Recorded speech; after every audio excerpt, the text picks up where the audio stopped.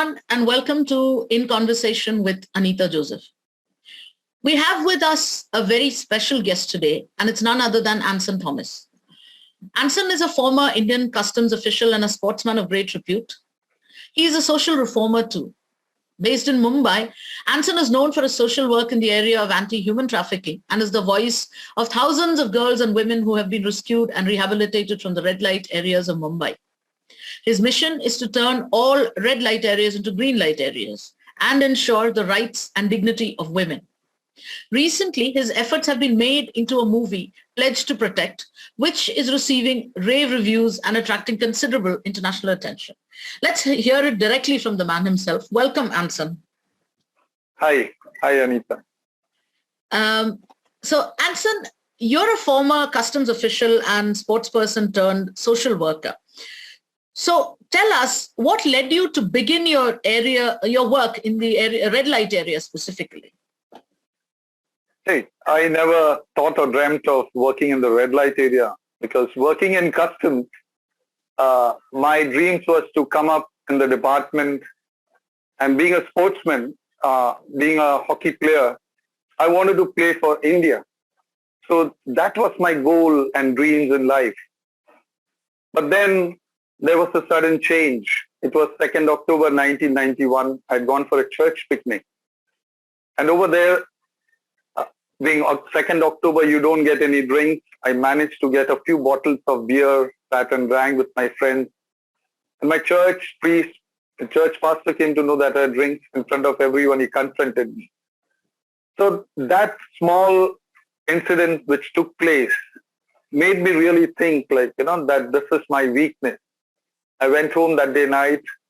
I caught my dad's hand and I told my dad, Daddy, I used to drink. Today too I had drinks. I make a promise to you, never in my life I'll drink. That promise which I made was not only to my dad, it was to God. And then I met the priest and I told him that I made a promise I will not drink. And then one day in my room I knelt down and I opened out myself in the presence of Jesus. All my small sins, big sins, dark sins, I confessed to Jesus. And I saw his forgiveness. And that really gave me the peace, happiness, and joy. And from then on, I started carrying my Bible with me wherever I used to go. And from there, I started working among alcoholic, drug addicts who were admitted in the hospital. And from there, I was led to the, streets, to work among the street walkers, and from there to the red light area called Kamatipura. So it was this particular journey which led me over there, and I really thank God for this because I never dreamt, but it was God's plan about my life. Right. Before we get into the details, can you share some of the stories of the women you encountered in your rescue efforts? Yeah, these girls whom I have rescued, they are from different parts of India, from Kerala, Tamil Nadu, Andhra, Karnataka, Nepal, and all different places, like from Bangladesh, there are girls. So we call them prostitutes and they are sex workers, but these girls, they have gone through different type of traumas in life. They were forced into prostitution. And I could reach out to these people over there, to these women, rescue them. And all these girls have got a story of their own. Some of them are really touching. Like there was this girl from Kerala who had done a nursing from Karnataka, and she didn't have money to pay her nursing fees. She was running short, and they didn't give her nursing certificate. So she comes to Bombay to work as a home nurse, and she was taken to a 5-storied building, 85 rooms, thinking that that's a hospital. But all those 85 rooms were brothels, and she was forced into prostitution for 8 months. And by God's grace, I could rescue her. And she was kept in the protective home. And when she was tested, she had HIV, hepatitis, and all type of different ailments. The court had given order that she can go back to a native, but then she could not, because with what face she could go over there. And I could help her out, and finally she passed away. So there is this educated girl who was forced into prostitution. There are other minor girls too who are forced into prostitution. They are drugged. There's this girl from Tamil Nadu, a 9-year-old, standing at the bus stop. She was given something to eat and drink, and she was drugged, and she was sold to the eunuchs in Mumbai. And finally, I could rescue her when she was 12-year-old. And I myself had to risk myself going to the eunuchs. They are very tough and dangerous, and especially this is their business. And when the girl is a minor, they pay more money and they buy her. But I could rescue her, not only rescue her, but empower her so that she could go and rescue other girls, and also get the brothel keepers convicted. So these are some of these stories of these girls. So it's not that these women, they come willingly and do prostitution. These girls, they are brought, they are forced, they are they go through all these type of third-degree torture, and they are forced into prostitution. Right. Elaborating on that, can you give us an idea of how this whole system works? How are children and young women getting trapped into this whole flesh trade? What's the whole system like? It's a whole nexus which work. It's not that suddenly a girl appears in the red light area. A girl from a different state to reach in Mumbai or Pune or Delhi or Calcutta, that's a well-organized system which is there, in which even the police are involved. Sorry to say that, I'm not saying all the police are corrupt, but the police, they are aware.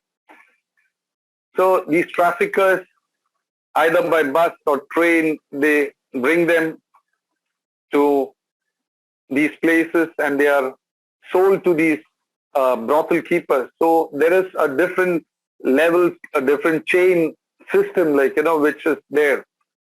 So there may be one person who will lure the girl, saying that we'll get married to her or give her something to eat or drink, and finally hand it over to someone else, and finally there may be someone else who will be taking her to the brothel keeper and taking over the money.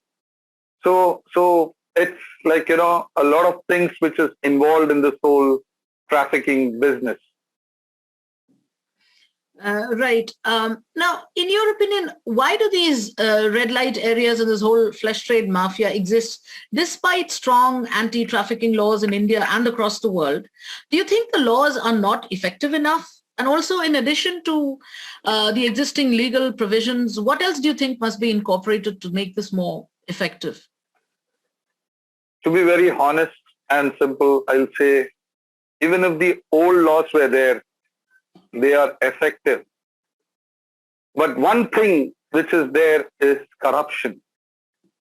It is because of corruption that all these things are happening and going on in front of our eyes. You get new laws, but still things are happening. Why? Because there is no fear. In the Bible, there's a verse which says, the fear of God is the beginning of wisdom. Here, there is no fear. You see the brothel keepers, the pimps, even if they are arrested and taken, they are their hands will be on the shoulder of the police, or they talk so freely and casually. So there is no fear at all. They know they'll go over there, they'll get bail and they'll come out. So it is this whole corruption which is there. And I'm not saying system means, I hope you understand. It's not just the police. There's a whole system which is involved. And if the system is corrected, definitely there will be change. And I'm sure that there'll be no red light area. Because how can we think of modern day slavery? How can we allow such type of things to happen in front of our eyes? Because who are these people? Who are these women? It's very easy to label them as prostitutes and sex workers, but they are someone's daughter, sister, mother. And it's when you think in that way, then there will be a change. So it's basically corruption. And there are in meetings and seminars where I have heard that if such type of place was not there, our daughters and sisters would have been raped. I feel so sad and pathetic about those people who are speaking about such type of a thing. And those people are people of high level status in society who appears in all these seminars and meetings and talk such type of thing. And there are times when I have stood up and I have corrected them. Right. Now, can you share some data about human trafficking and flesh trade, and how many of among these are young girls and children? This is the last thing I would do about sharing data. There is a reason, because I have come across a lot of this so-called NGOs who come up with a lot of data in seminars and meetings. And when they come over there and present it, they show as if their heart is pumping out for these women and children. But it just remains over there in those seminars and meetings. And they very easily call them sex workers, commercial sex workers with women in prostitution. So it's very sad that, after presenting this, this is how they address them. But can they address them as sisters, daughters, mothers? And that is where changes and transformation will take place. So to be very frank, I don't run after all these, what we call data, because for me, there should be none in the red light area, because that is not the place for women and children. And how many are minors? I will tell you that these women who are even old, adult, most of them, they were minors when they came into prostitution. And they were helpless. And finally, they continue. So none of these women should be over there. So this is my frank opinion, that people are running after statistics about all these type of things. There is so much of statistics which is available. But what is being done? These girls, these women, they are still continuing in the brothel hole. People go for international seminars and meetings. But will that change in any way the women who are there in the red light area? Absolutely. Now, I know that rehabilitating women and children from the red light areas is not easy. So what are some of the biggest challenges you encountered from mainstream society, governments, and corporates in particular in the process? As you said about rehabilitation, it's not just rescuing a girl from the red light area and keeping her in a protective home. That's the end of it. Rehabilitation is a process. And these girls, they have gone through a lot of traumas, because in a day itself, they had to attend 10 customers a day, 15 customers a day, 20 customers a day. And who are these people who go to them? They are as old as their grandfather's age, their father's age, alcoholic, drug addicts, people with all type of different disease. They go and jump on them. And just wearing a condom is not the answer to this. People feel, oh, safe sex just by wearing condom. But just think of the trauma that they go through day in and out, that there are so many people coming on them. For me, I am married, and I know, having sex, your body needs rest. But here is a woman. She, in a day itself, 15 customers. Forget 15, 10. Forget 10, even 5 customers a day. and this is what they go through.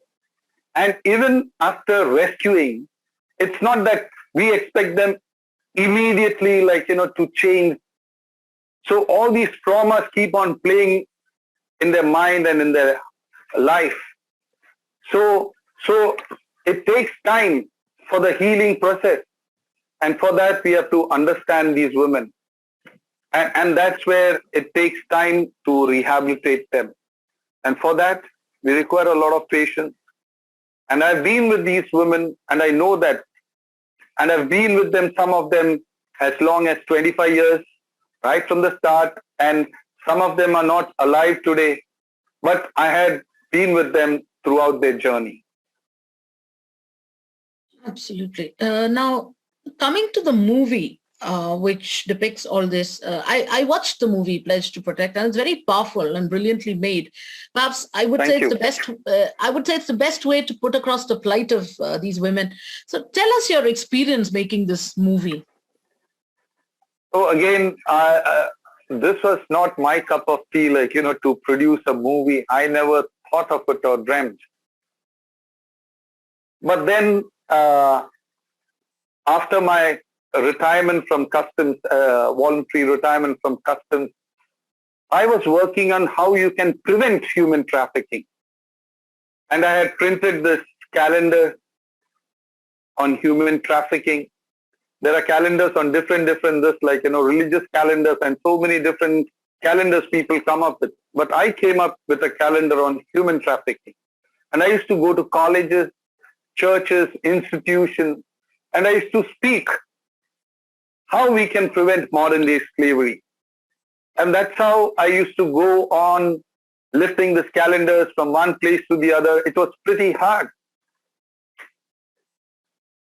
So this is how I went around, but then God had great plans about my life and how He wanted me to reach out this particular subject about human trafficking.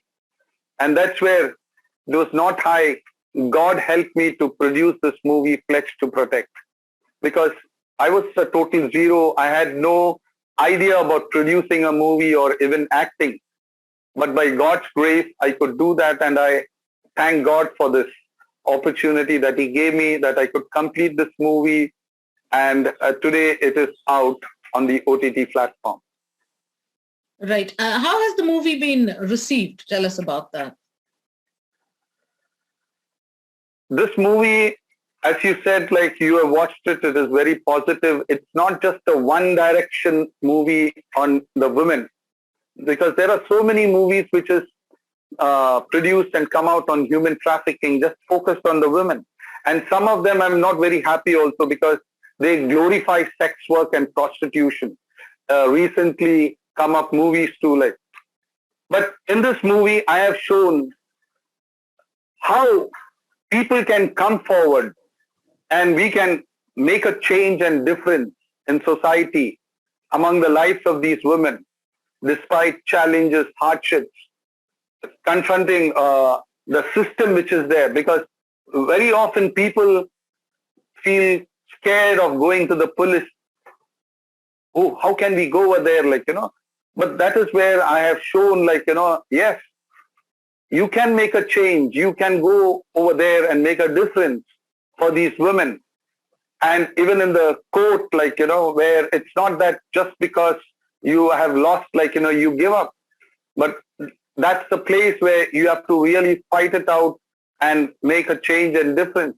So it is a holistic, where it gives a message to the pimps that you can change your life, a message to the brothel keeper, a message to the politician, a message to the police, the message, for the judiciary to open the eyes and people of the world, to accept them and receive them, not as prostitutes, but as our sisters, daughters, and children. And it's not just limited to India. This movie, when I'd been to Amsterdam for the Billy Grant's conference, I have got those shots also, because people feel, oh, Amsterdam, there is it is legalized and all. But I have interacted with those women in the brothel, And they have shared with me that they are forced into prostitution. They have come for work and their passports have been taken.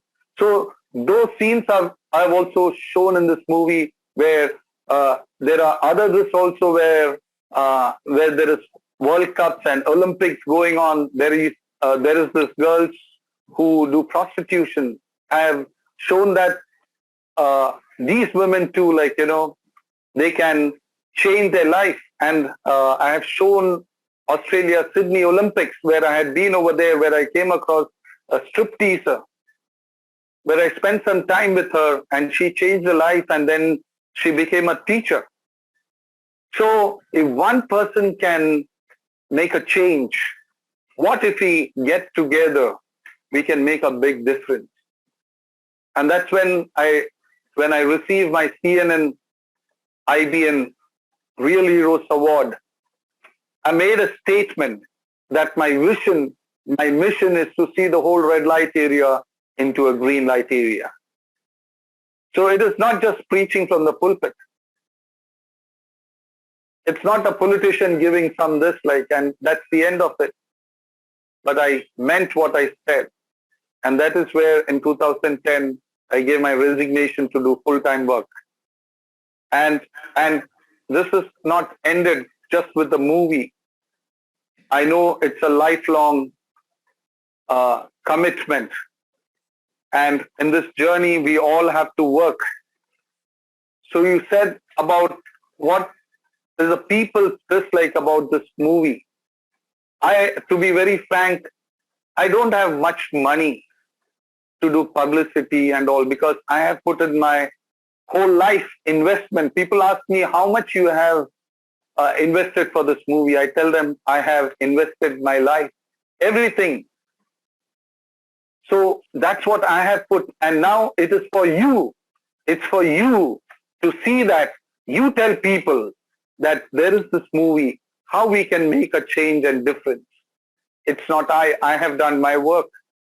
And you have to get up from your slumber. If you really love your country, and if you really mean what the pledge says in your textbooks, that India is my country and all Indians are my brothers and sisters, then you have to wake up and you have to take this pledge as a citizen of your country, whether in India or anywhere in the world. Right.